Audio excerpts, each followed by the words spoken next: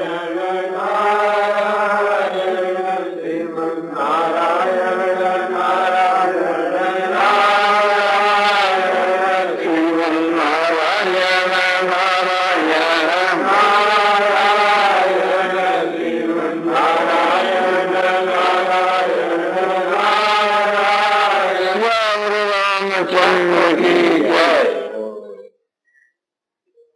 Gita press के भाइयों को लक्ष्य कर करके और जिससे हम लोगों का सबका परम हित हो वही बात कही जाती है।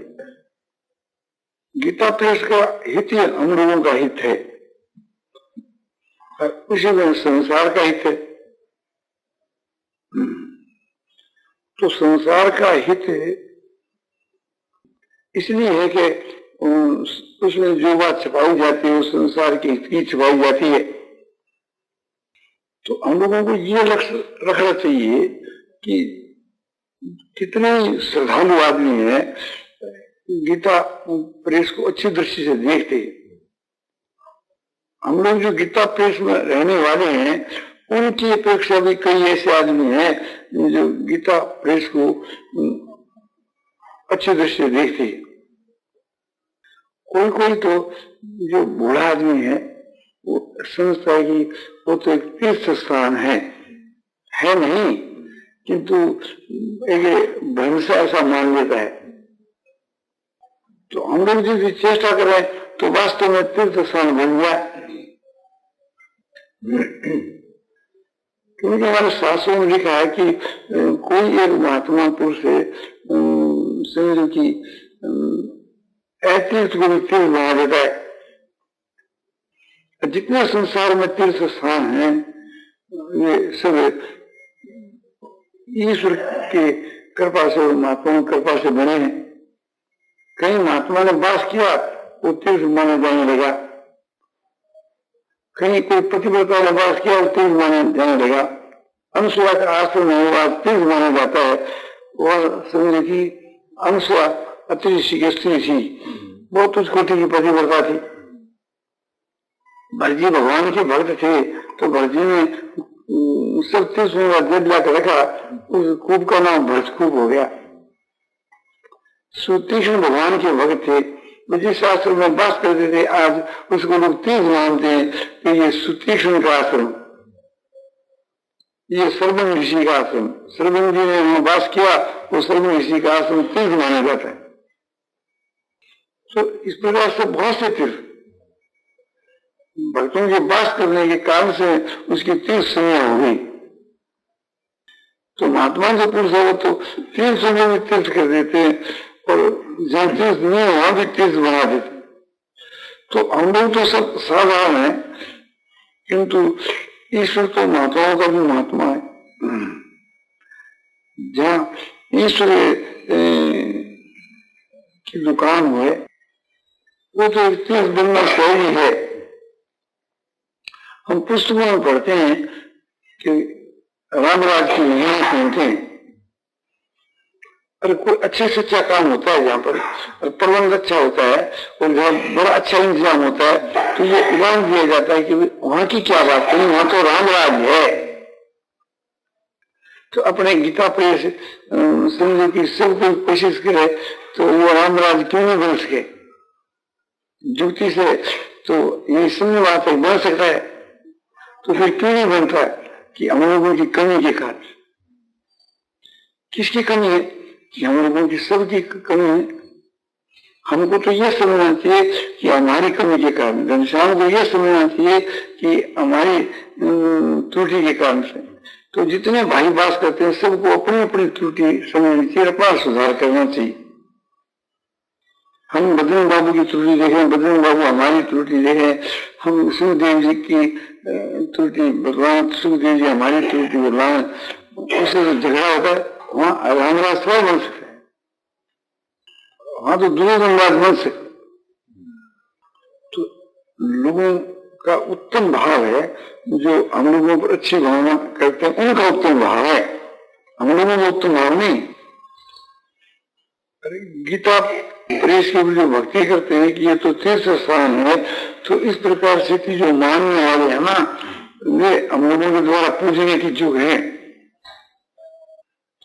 तो इसका चित्र तो हमारे को ख्याल है कि कैसा बनना चाहिए, पर किस प्रकार से बने वो जुगती हम नहीं जानते। अपेक्षाकृत तो अभी हम ये कहें कि यहाँ पर जितने जो कर्मचारी लोग हैं दूसरी संस्थाओं की अपेक्षा वे बहुत अच्छे, उनको बहुत अच्छी दृष्टि से देखना चाहिए। जैसे कोई चीनी की मिल है, कहीं जूट मिल है, वहां के भी जो कर्मचारी लोग हैं काम करते हैं, तो उन लोगों का जो भाव है उनकी अपेक्षा इन कर्मचारियों का भाव बहुत ऊंचा दर्जे का है। आप ख्याल करके देखो, आज संसार के बीच के वहां जो मेला है, वहां जो हड़ताल होती है, वहां जो उसका विरोध किया जाता है, वहां कितना उपद्रव होता है। और यहाँ के कर्मचारी यूं समझते हैं कि धर्म की संस्था है, गीता प्रेस है, वास्तविक में कोई इसका कोई व्यक्ति मालिक नहीं है, और इनमें वो उनके नुकसान होते हैं कि नफा होता है तो संस्था का ही रहता, कोई इससे ले नहीं जाता। तो ये बात चाहे मोक्ष मत को हृदय में सब जानते, तो जिस किस प्रकार से कि इसका नुकसान न हो, ये भाव सबका रहता, इसकी उन्नति हुए।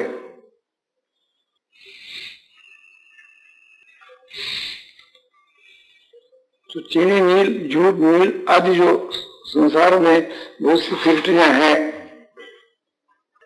उनके मजदूरों की भावना तो ये रहती है कि हम लोगों के मजदूरों का जो परिश्रम है उस परिश्रम का फल ये व्यक्तिगत लोग भोगते हैं जो इनके मालिक हैं। और बात सच्ची है किसी अंश में, क्योंकि वो सब मिला इस उद्देश्य से बनी है, रुपया कमाने की दृष्टि से ही। किंतु इस विषय के बीच के ना तो प्रत्यक्ष देखते हैं कि ये रुपया कमाने के लिए यह चीज नहीं, और यह भी नहीं कि इस गीता प्रेस का बहाना करके के कोई चंदा किया जाता हो या किसी का दान का रुपया लिया जाता हो, सुई बात है सो अपने नहीं दिखती।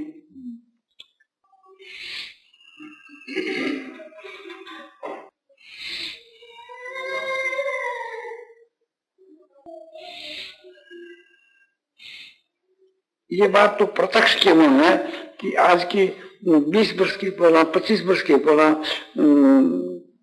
जो इष्ट के गान थे, करीब करीब वही गान अभी तक चले आ रहे हैं।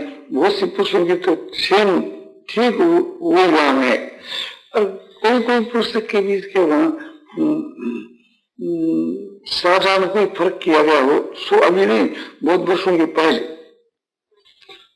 तो अब वर्तमान के बीच के मन जो है सो रुपये में, एक रुपये में 2.5 आना कागज के दाम में बढ़ गए, मैंने कागज का दाम बढ़ गया, ड्यूटी बढ़ गई, और सब चीजों में दाम बढ़ गए। जैसे क्राफ्ट पेपर है, आर्ट पेपर है, या शाही है, या जो चीजें खर्च होती है आज के 20 वर्ष के पहला सब चीजों का दाम विचार के देगा तो 7 हो गया, और पुष्पों का दाम 2 भी है। और अभी वर्तमान के बीच के पुष्पों के दाम बढ़ाने की आवश्यकता है, किंतु फिर भी ये विचार करते हैं कि दाम बढ़ाने से तो पैसा ही तो बढ़ेगा, हम क्यों पैसा बढ़ाएं? जब पैसा बढ़ा देंगे तो बिक्री कम हो जाएगी, और बिक्री हम बढ़ाएंगे तो हमारे जो नुकसान पड़ता है तो नुकसान नहीं पड़ेगा। वर्तमान में जो नुकसान नहीं पड़ रहा है, ये कर्मचारी भाइयों को इसका श्रेय देना चाहिए। क्यों देना चाहिए? कि उनका त्याग इस विषय के बीच के दूसरे मिलों के ऊपर जो काम करने वाले हैं ना, वो जिस प्रकार से अपने स्वार्थ के लिए लोग के लिए विरोध करते हैं, उस मिल का ऐसे गीता प्रेस का विरोध नहीं करते। आज इतने कम दामों में जो पुस्तक मिल रही है उसके बीच के हमारे कर्मचारी भाई लोग है ना, उनका भी इसमें श्रेय है। यदि सब कृपा भगवान की है। भगवान ने राम आदि को माना, वो प्रधानता उसमें भगवान राम की थी, किंतु राम तो ये कह रहे हैं अपने गुरु जी से, गुरु जी ये समय सागर के बंदर सब बेड़े होंगे। ये गीता प्रेस भगवान की, भगवान की कृपा से सब कुछ हो रहा है, किंतु निमित्त तो उसमें कर्मचारी भाई लोग भी तो बन रहे हैं ना। उन कर्मचारियों के बीच के ना जो पदाधिकारी हैं उनकी और उससे भी बढ़कर की सेवा है। चाहे वो पैसा नहीं करते हो और बिना पैसा नहीं करते हो, वो पदाधिकारी एक प्रकार से जो है उनकी और विशेष एक रूप से आपकी सेवा है। बहुत से भाई ऐसे हैं कि जो कुछ भी नहीं लेते, दूसरी जगह यदि करते तो रुपया लेते तो रुपया मिल सकता था, अभी मिल सके। और जो लेते हैं उनको भी दूसरी जगह अधिक रुपया मिल सके, तो रुपया का सवाल तो है नहीं, सवाल सेवा का।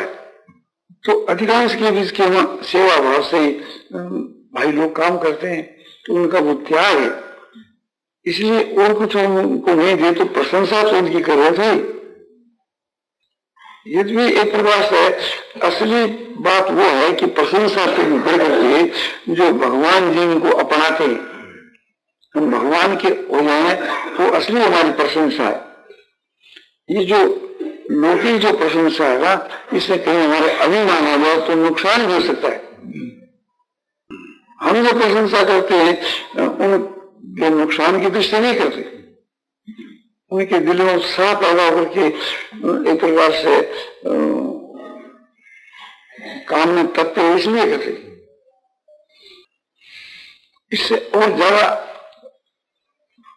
समझो सबके लिए फायदे की बात यह है कि परस्पर के वहां खूब हम प्रेम बढ़ावें, एक दूसरे को देख करके मुग्ध हो जाएं, अपने से सबको श्रेष्ठ समझें, सबके में गुण और अवगुण सभी में है, हम सब में गुण बुद्धि करें, अवगुण बुद्धि नहीं करें, दोष दर्शन नहीं करके गुणों का दर्शन करें, एक दूसरे की सच्ची प्रशंसा करें, सच्ची प्रशंसा करके के उसको अपनाना है, सच्ची प्रशंसा करके के उसको गीता प्रेस का भक्त बनाना है।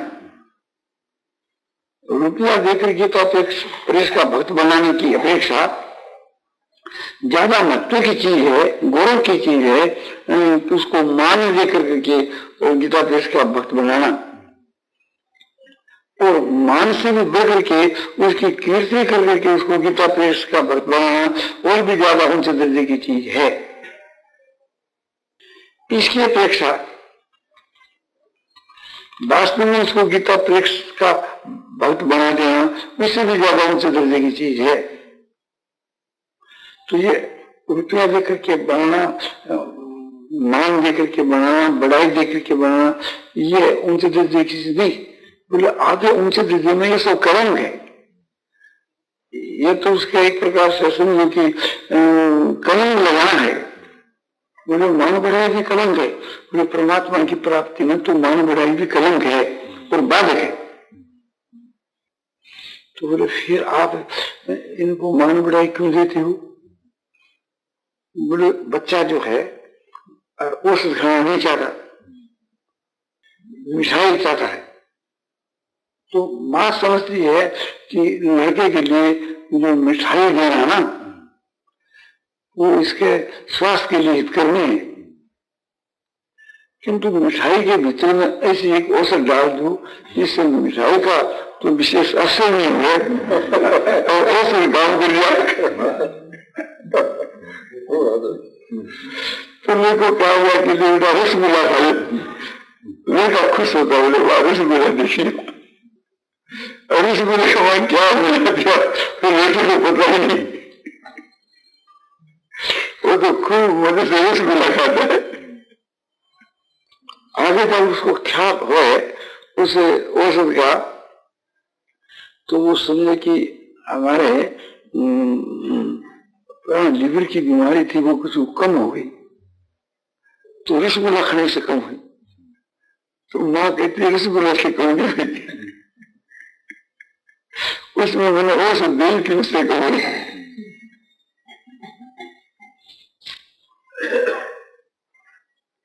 उसमें क्या दिया था? उसमें मांडू दे दिया था। रसगुल्ला तो बाधक है और वो पेड़ा खुआ था, पेड़ा उससे ज्यादा बात। तो फिर आप पेड़ा खिलाया तो सही, तुम ऐसे औसत खाते नहीं और पेड़ा के बहाने खा लेते हो। हम समझते हैं कि पेड़ा से तो किसी खराबी नहीं है। तो इसी प्रकार से थी वो मान बढ़ाई जो प्रतिष्ठा है, वो रसगुल्ला पेड़ा है, उसमें सेवा का जो उत्साह है वो वसूल है।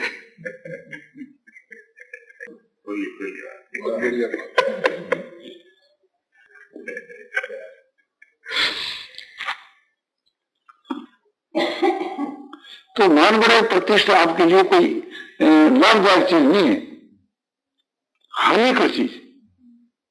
किंतु हम ये देखते हैं कि मान बढ़ाई प्रतिष्ठा से भी यदि गीता प्रेस की सेवा, भगवान की सेवा ये करने लग जाओ तो कोई आपत्ति नहीं, फिर भगवान आप ही संभालेंगे। हम किसी को भगवान की भक्ति में लगा दिया और उसमें जो त्रुटियां आती है तो उसको उसका सुधार करना तो भगवान का हाथ है, उसके हाथ की बात हमारे हाथ की बात है नहीं। तो असली बात तो यह है कि एक दूसरे को मान देवे और स्वयं मान नहीं चाहे, ये बहुत ही उच्च कोटि की चीज है।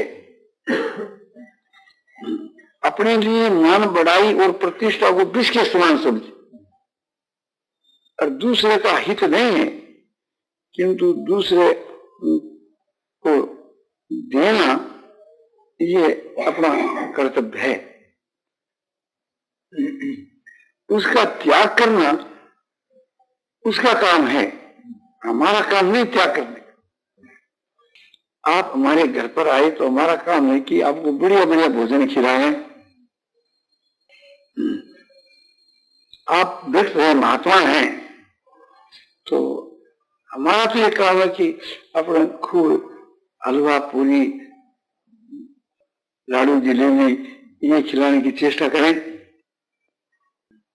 आप जब व्यक्त हैं तो वो आपका ये काम है कि भैया हमारे वास्ते तो लुकी सूखी रोटी या दाल फुल्का यही दरकार। ये हमारे स्वास्थ्य के लिए भी ठीक नहीं मालूम देता है, हमारी रुचि के नहीं। तो ये तो उस महात्मा का काम है, हमारा ये काम नहीं कि आप जब महात्मा हैं तो आपको तो लुकी सूखी रोटी खानी चाहिए, हलवा पूरी क्यों, लड़ू नहीं क्यों। तो हम महात्मा हो क्यों महात्मा, हम उसको उपदेश दे रहे तो वो महात्मा, हम महात्मा ही महात्मा है। भगवान के विषय में बात आती है अमानी मान दे मान्य। भगवान अमानी मान नहीं चाहने और दूसरों को मान देते हैं। सारी दुनिया भगवान को मानती, तो दुनिया की दृष्टि के में भगवान से बढ़कर कोई मान देने के योग नहीं, किंतु भगवान मान नहीं चाहते। तो हम भगवान के भक्त हैं कि दुनिया के, बोले भगवान की।